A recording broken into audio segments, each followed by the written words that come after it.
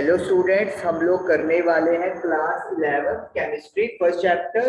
और आज हम लोग फॉर्मूला सीखने वाले हैं how to calculate mass percentage of a component.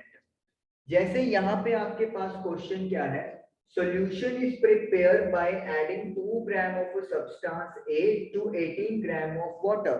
आपके पास वाटर है 18 ग्राम, उसके अंदर 2 ग्राम आपने कोई सब्सटेंस ए ऐड किया है, तो इसका मतलब क्या हो गया, जो वाटर है वो यहाँ पर सॉल्वेंट का काम करेगा।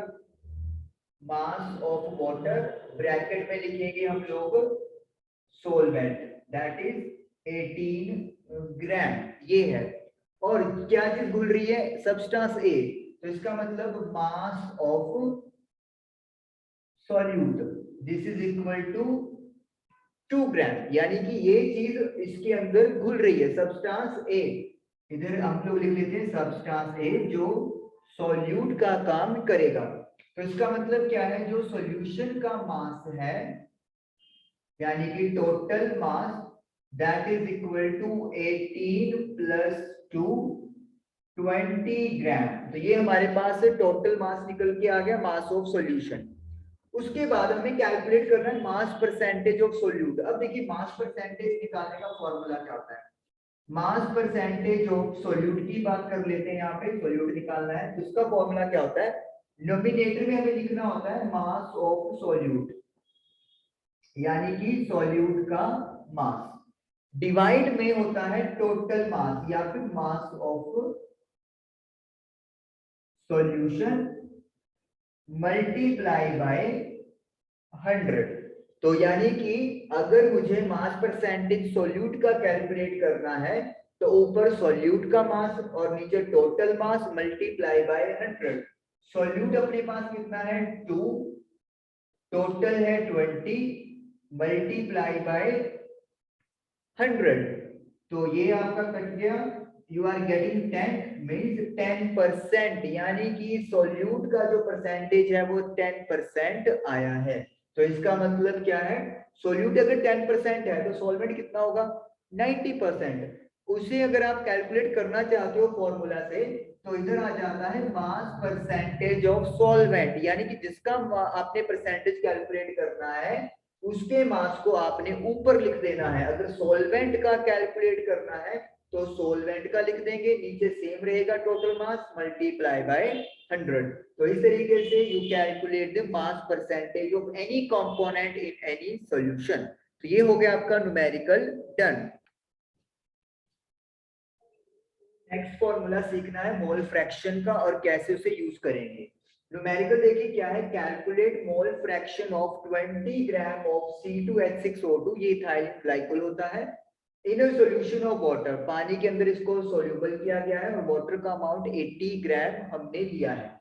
सबसे पहले हम लोग सॉल्व करने से पहले जो इंफॉर्मेशन गिवन है उसे हम लोग थोड़ा सा अच्छे तरीके से लिख लेते हैं। मास ऑफ C2H6O2 जो यहाँ पर सॉल्यूट का काम कर रहा है, that is equal to 20 grams. मैं यहाँ पे मोलर मास भी कैलकुलेट करूंगा। याद रखिए जब भी मोल्स की बात आएगी मोलर मास कैलकुलेट या मोलर मास आपको पता होना चाहिए। 12 into 2 24, 1 into 6 6, 16 into 2 32। तो हमने मोलर मास कैलकुलेट करना है टोटल, इट इज 62 ग्राम पर मोल। ये आपका C2H6O2 का मोलर मास आ गया। उसके बाद हमें मोल्स का फॉर्मूला पता है, मोल्स का फॉर्मूला क्या होता है, मास अपॉन मोलर मास। जिस कंपोनेंट की आप बात कर रहे हो उसके मास को मोलर मास से क्या कर दोगे, divide. What is the mass of C2H6O2 20 and what is the molecular mass 62। तो हम लोग 20 को 62 से डिवाइड करेंगे, 20 डिवाइडेड बाय 62, दैट इज 0.323। ये अप्रोक्सीमेटली हमारे पास आ गया मोल। तो 0.323 मोल, ये हम लोगों ने अप्रोक्सीमेटली अपना आंसर लिख दिया। उसके बाद इसे हम लोग Na लिख लेते हैं। जो मोल्स आए हैं आपके पास सॉल्यूट के उसे मैंने Na लिख दिया। उसके बाद है मास ऑफ वाटर। सॉल्यूट का जो mass, sorry water is the solvent का काम कर रहा है, तो that is equal to 80 gram. उसके बाद molar mass of water, water होता है H2O, तो 1 into 2 2, ऑक्सीजन का 16 दैट इज 18, तो 18 ग्राम पर mole is the molar mass of water. तो हमें इसके भी मोल्स निकालने हैं, इसको हम लोग लिख लेते हैं B, तो mass upon molar mass same formula apply होगा, क्योंकि हम लोग अब वाटर के मोल्स कैलकुलेट कर रहे हैं। मास है 80 और मोलिकुलर मास है 18, तो 80 को 18 से डिवाइड करेंगे, 4.44 ग्राम नहीं मोल आए हैं MOL। तो ये अपने पास वाटर के मोल्स आ गए। तो यानी कि सोल्यूट और सोलवेंट दोनों के मोल्स हमारे कैलकुलेट हो गए। Now we have to calculate mole fraction of this. Solute के हम लोगों ने मोल फ्रैक्शन निकालने हैं। चलिए इसको आप क्लियर कर लेते हैं। ये हमें डाटा यूज हो चुका है, तो हमें इसकी रिक्वायरमेंट नहीं है, मोल्स हमें चाहिए, तो इसलिए ये वाली लाइन हम लोग रखेंगे। देखिए मोल फ्रैक्शन ऑफ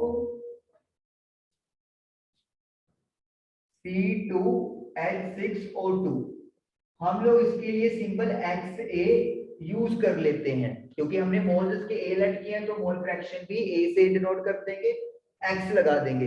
अब ध्यान से देखिए, जिसके आपने मोल फ्रैक्शन पता करने होते हैं वो ऊपर आता है और नीचे आता है टोटल मोल्स, यानी कि सॉल्यूशन के अंदर जितने भी कंपोनेंट है A B C जितने भी है, 2 है 3 है, सबके मोल्स नीचे टोटल हो जाएंगे, ऊपर सिर्फ मोल्स किसके आएंगे जिसके मोल फ्रैक्शन आप पता करना चाहते हो।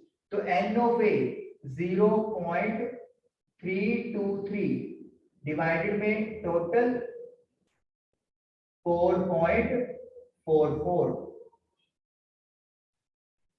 तो ये आपका बनेगा 4.44 प्लस 0.323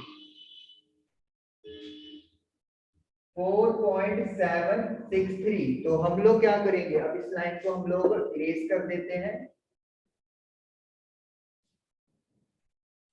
तो हम लोग डिवाइड करेंगे 323 को, नहीं तो 0.323 को डिवाइडेड बाय 4.763, तो आई एम गेटिंग 0.068 अप्रोक्सीमेटली।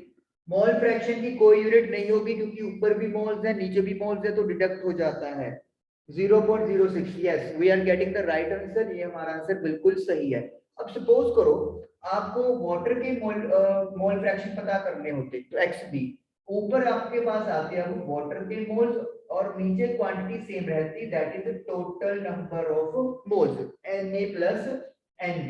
तो देखा आप लोगों ने मोल फ्रैक्शन में नीचे डिनोमिनेटर में तो सेम टर्म आ रही है, ऊपर किसके मोल्स आपने पता कर मोल फ्रैक्शन पता करना है, उसके मोल्स लिखने हैं बस। वाटर के हैं 4.44 और नीचे आप लोगों का आएगा वही टोटल मोल्स 4.44 डिवाइडेड बाय 4.763।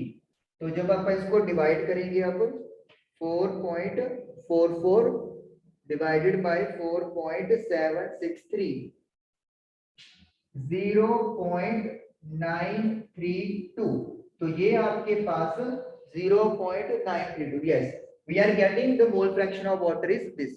अगर आप लोग दोनों के मोल फ्रैक्शन को ऐड करोगे 0.932,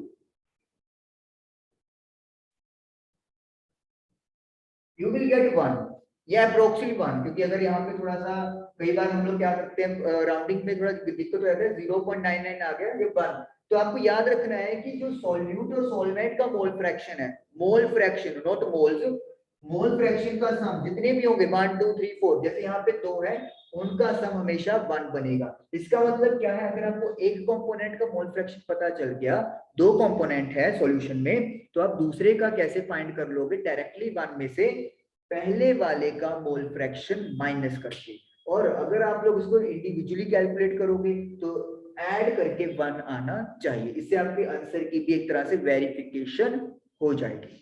तो ये मोल फ्रैक्शन का न्यूमेरिकल आई थिंक आप लोग को क्लियर हुआ होगा, और उससे पहले मास परसेंटेज का भी कंसेप्ट क्लियर हुआ होगा। Thank you for watching this VIDEO, that is video.